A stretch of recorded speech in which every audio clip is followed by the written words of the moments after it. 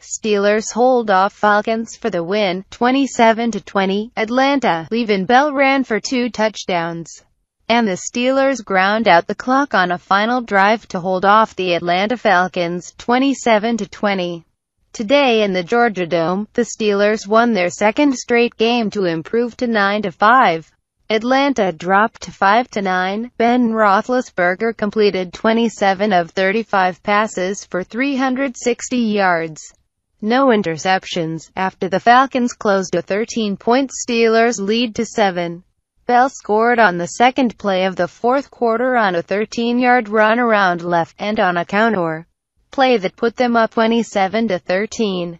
2 big pass plays preceded the touchdown run, a 26-yarder to Heath Miller followed by a 30-yarder to Markus Wheaton into the 13. Atlanta was not done. The Falcons covered 84 yards on 10 plays on their next drive.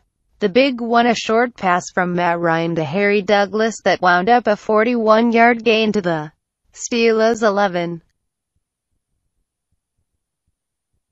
Old hand Roddy White caught a 4-yard pass from Ryan on third down for the score.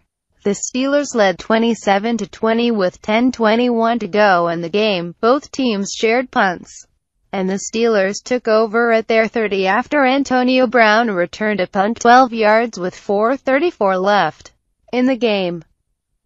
A third down pass failed at the 37, however. Atlanta's Desmond Trufant was penalized for illegal contact, giving the Steelers a first down at the 41 with 3 minutes left. They then picked up 4 first downs to run out the clock.